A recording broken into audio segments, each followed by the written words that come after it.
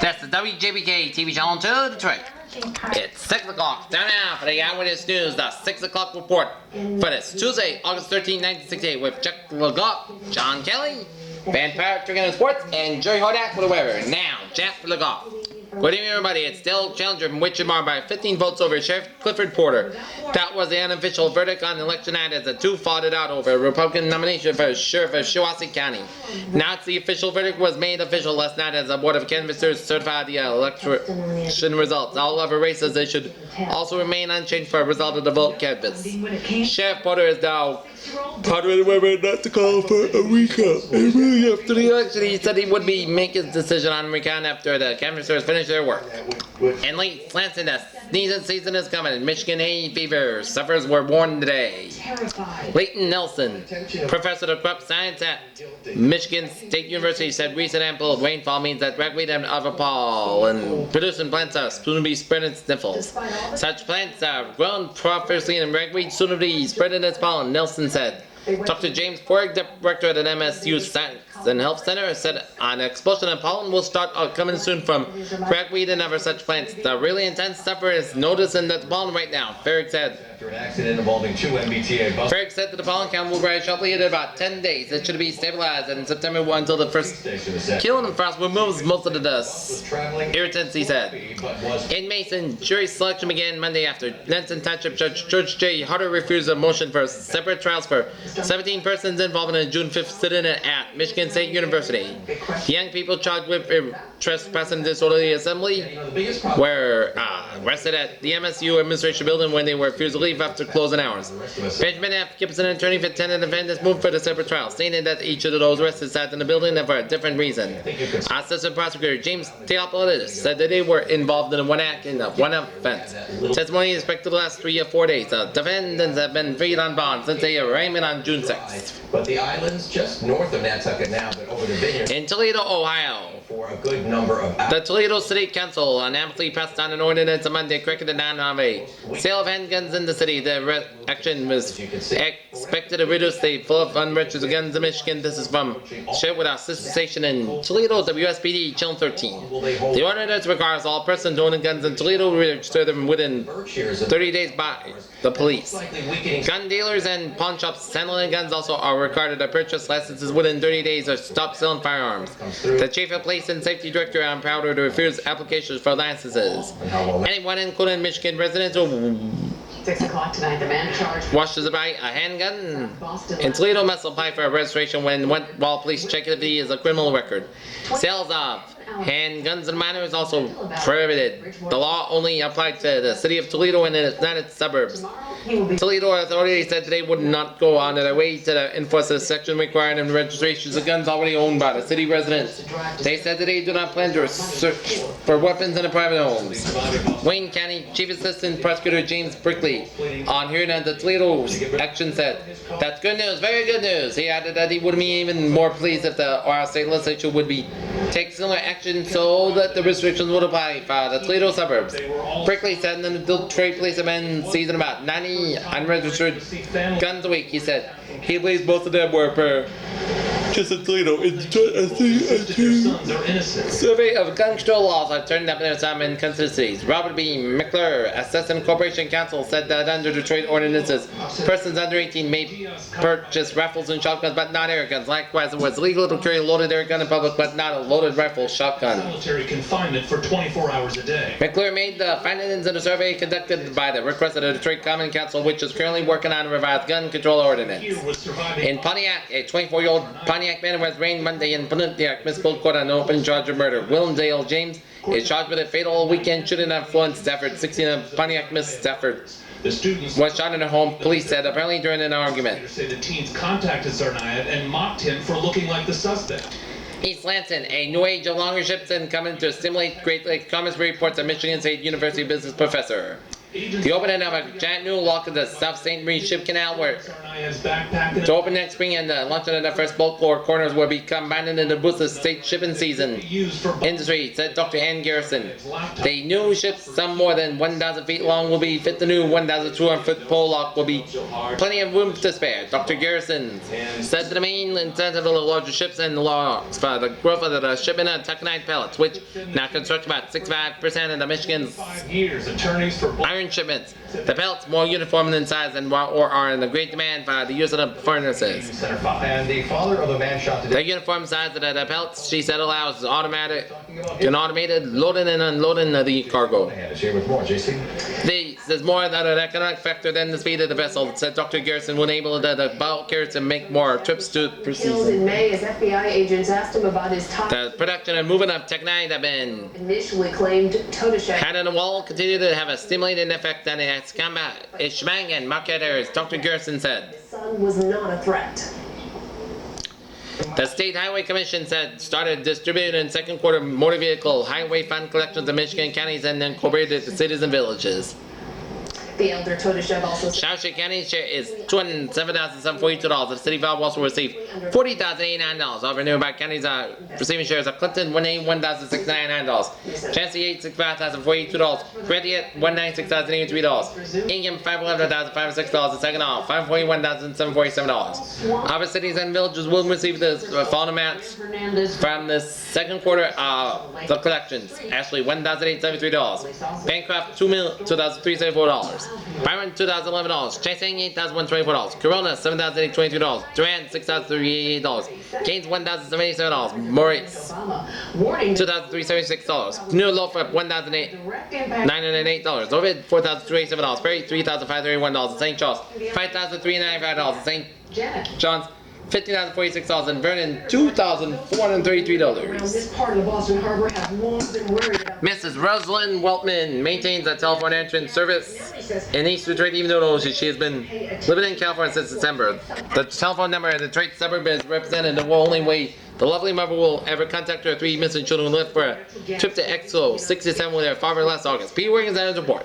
With much of the When the Mrs. Weltman was countries like Yemen. divorced from her husband Morris, she was awarded custody of her three children, Robert 14, Jeremy 12, and Nabby 11.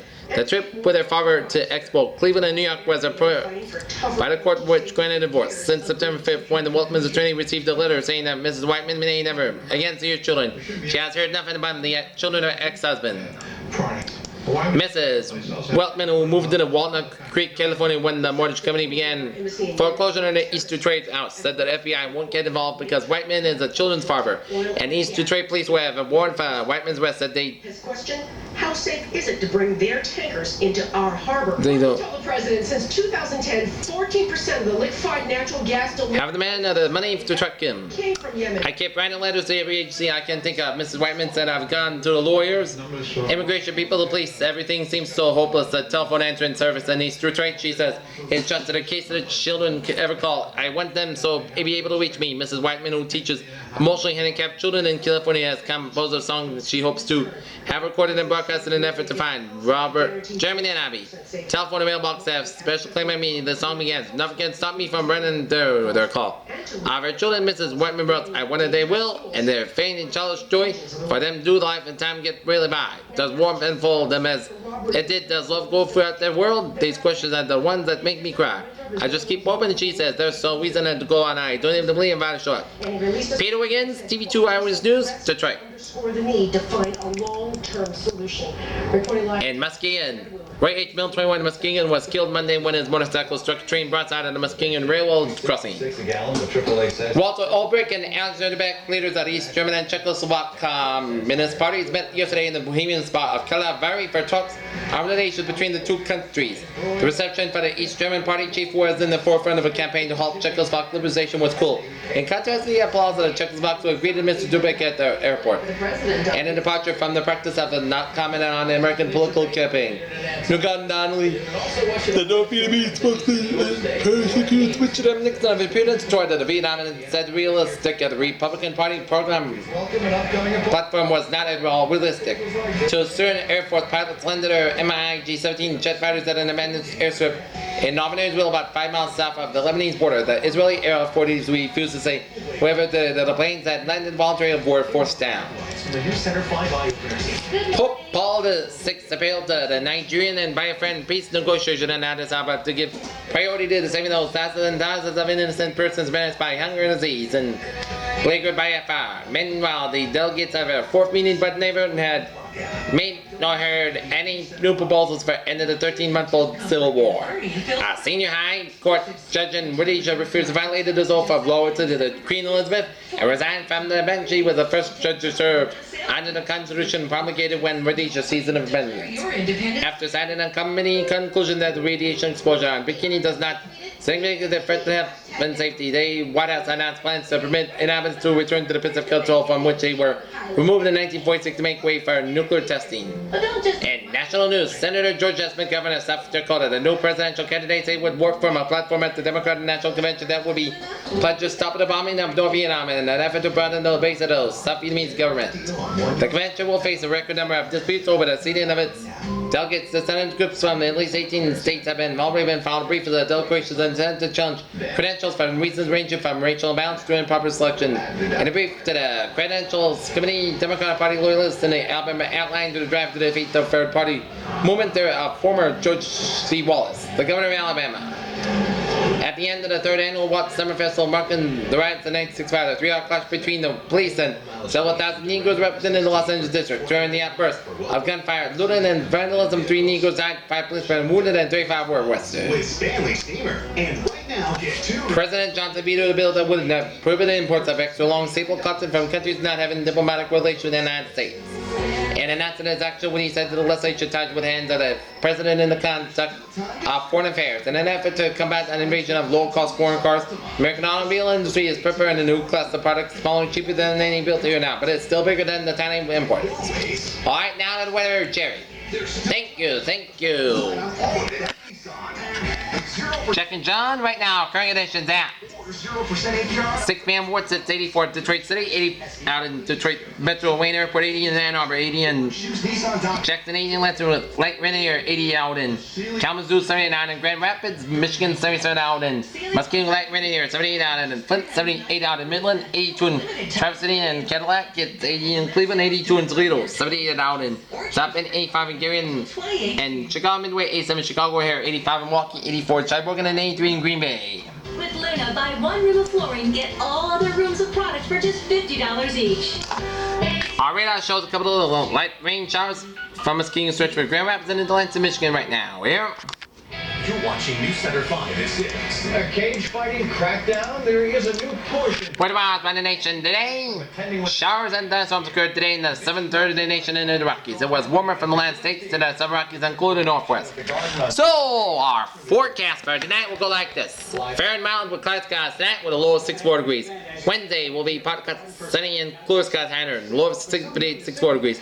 Thursday's outlook calls for Kids won't be in the seats. showers and cooler temperatures and cloudy skies. Boston prepping for Sun will set 8:37 p.m. tonight, rises tomorrow morning 6:39 a.m. Moon rises at 11:02 p.m. and sets at 1:15 p.m. Wednesday. The moon rises at 11:50 p.m. on Wednesday. Lake St. Clair, southwest wind is about 7 to 15 knots today, increases to 15 to 22 knots tonight, fair to cloudy. Lake Erie, southwesterly winds about 15-20 knots today, shifting to southwesterly to westerly winds tonight. Podcast skies on Lake Huron, southwesterly winds 15-22 knots today, shifting westerly tonight, and overly late tonight. Podcast skies. That's going to be for all the weather. I'm Jerry Hodak now. Van Patrick with tonight's sports. Take away, Van.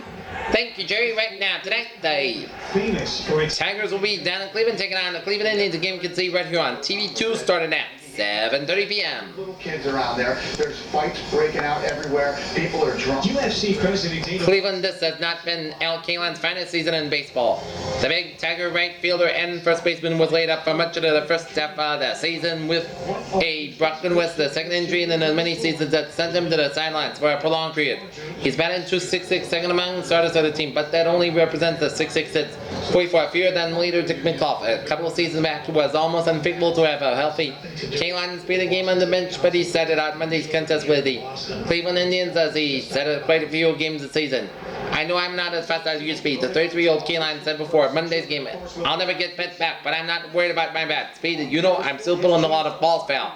But I know I can't run like that I used to. The last time we were in Washington, I got thrown out tries to the third base. But that never happens to me. I've always been able to run the bases. One of the K-line's problems this season has been inconsistency. I'm not swinging good, he said. I have 2 or 3 good games and a couple of bad ones. I'm trying to have too much power. It's getting so I could go up there thinking about where I should be swinging. Despite the troubles he had been so far this season, K-line hopes he can make a good this year. Ends as the Tigers move closer to their first American League pennant in 23 years. If I couldn't have a good those 2 months, he said, I'd like to finish the top 10. And they delivered the one-of-a-kind hippo this week. A second hippo is also now at Sherry's house in Worcester. In Detroit, the Detroit Lions are back in camp to square off with the world after the weekend transfer of the Philadelphia Eagles like their baseball counterparts with an eye on Baltimore. Their 20-3 victory over the Eagles Sunday evening, the Lions exhibition record at 1-1 after their 39 embarrassment a week earlier. Buffalo to the AFL. Former Michigan State star Buff Smith and the rest of the Baltimore Colts will be in Detroit August 23rd, along with veteran quarterback John Leonidas, who may have an offer. So quarterback considers Lions a few of the game's fine points. But 13 Rick is on the Lions' 59-man training roster. The pointers may be well taken, especially by first-year Furrows, Greg Barton, and all-star Greg Landry. Rookie Greg Zibata, single column short Sunday, completed 8 passes and 14 attempts, including 1 interception for 96 yards against the Eagles. I thought both of them played very well, said Coach Joe Smith. We have potentially had the finest set of quarterbacks as clever as their ass. So now general manager Russ Thomas perhaps will look into the Baltimore's test when Bill Munson would be the number 1 to make his debut.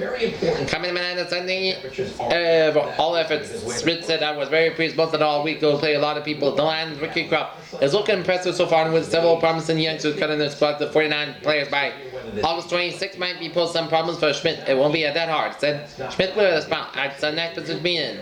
Only minor injuries were suffered in the Lions Sunday tackle Chuck Shemesky's right foot is pulled up from being stepped down while one Gubert is kicked inside. A little wave of low pressure running out ahead of the whole system is what. In Houston, Texas, quarterback Joe Namath of the New York Jets wasn't the accident, but wild. His white football shoes failed to hex the Oilers. Go through the evening hours. Here's what's left of that rain around the islands. Notice Namath sidelined with a sore knee, waterbed. The Orioles surged from beyond to trash the teammates 20 to 14 million in the next Christian Football League game in the AFL. Houston's Pete passed for 3 touchdowns before a crowd of 4,354 as Orioles held to the Jets 161 yards to on offense. Victory was the second for the Orioles, who stopped the Washington Redskins in the National Football League last week. It was the first outing for the Jets. Namath scheduled to lead the New York Jets passing attack, wore a blue blazer and man that spotted his tailbone on the sidelines as Houston gathered 470 yards to offense to 36 yards in the air. And New York City's TV sports announcer reported during the game that Namath may have been using his sore left knee as an excuse for not playing. A Jets club saying that Namath was holding out for the $3,000 pay per exhibition game, as Dick Young and WRTV reported. Young said Namath reported was the money earlier by Sonny Rebel Jets owner, who used to be the Jets owner. The way I had it, it had been promised by $3,000 by the former Jets owner. I don't know how the promise will be made. One of the president owners of the New York team, Phil Allen, said he knew there was no such contract obligation. Namath said flatly, I don't know anything about it. He reported agreement my knee hurt. The Orioles meanwhile ran their total offense at 337 yards compared to 11 in the Jets squad the third quarter. Bayfar kept drives at 32 and 76 yards in the third period with scoring passes at 15 and 66 yards to Charlie Frazier. Brennan Bay brilliantly working in namespace tossed a 20-yard touchdown pass to Lee White early in the fourth quarter on Parallel. They put the Jets out in front 7-0 in the first period with 26 yards toss to George Sauer. Rookie Jim Brown from Purdue got a pass from Bob Davis to Clemens a 61-yard Houston drive for a 4th touchdown in the last quarter. Elsewhere in professional football, Monday, veteran and Ron Kramer announced his retirement after 10 years with the Lions and the Green Bay Packers of the National Football League. Kramer, placed on waivers by the Detroit team 2 weeks ago, will join the Steel Company in Detroit. American League San Diego Chargers signed defensive back Jerry Richardson, who played last year with the Atlanta Falcons in the NFL. Los Angeles Rams, the NFL placed Joe Williams, a kick return specialist from Florida A&M on waivers. On the injury front, Philadelphia Eagles were the most seriously hurt in the first full weekend of exhibition games. Philadelphia lost quarterback Norm Steen with a fractured left femur and guard Jim Scott with a torn cartilage, and both were expected to be out from 10 to 12 weeks. Linebacker Atkel was due for an extension examination today with an injured knee. The Pittsburgh Steelers placed quarterback Dick Shiner On the injured reserve list, Chandler for 2 cracked spinal bones and expected to be out 4 or 5 weeks. The Steelers also cut rookie linebacker Jerry Moore and Joe Down, right guard of the Buffalo Bills, suffered ligament damage to his right knee and underwent surgery for an injury and may be out for the entire AFL season. The Buccaneers, they're in town for 3 days. And Atlanta, pitcher Satchel Paige, who ages listed in the baseball and technically at 62, has been placed on the active roster by the Atlanta Braves. We hope we can use him as a pitcher. Braves President William C. Baughman said Monday. But very frankly, we wanted to make him eligible for a place in baseball's pension plan. Paige needs 158 days to qualify for the 5-year pension, which pays $250 on the age of 65. Paige is scheduled to make his first moves with the Braves on August 23rd, when Atlanta honors the Braves' top slugger on Aaron Knight. Paige was pitched for years for Negro teams as Brooklyn in Big League Baseball, Cleveland in 1940, and he wasn't sure whether he was ready to pitch. I don't know why I can pitch. No, I have to go out and try to info first, Paige said. The fabled pitcher's last appearance on the big leagues was on September 25th, 1969, when he pitched 3 scoreless for Kansas State against Boston. The Braves said that they hope to utilize Paige as a pitcher, instructor, and teacher of conditioning. Paige is widely known for one saying, "Never look back, some of them may be gaining on you." Paige, wearing glasses, neatly dressed in a brown suit, would not give his age. They've done a lot of research on that, so ask me. But I've forgotten myself, Paige said. That's me for TV-2 Eyewitness News on this Tuesday, August 13, 1968. I'm Jac Legoff alongside John Kelly and Jerry Hodak and Van Patrick. We have a good evening. We'll be back for the TV-2 Eyewitness News at 11 o'clock. Next would be CBS Even News. We'll see you at 11 o'clock. Have a good evening. 259 with 3 homeless.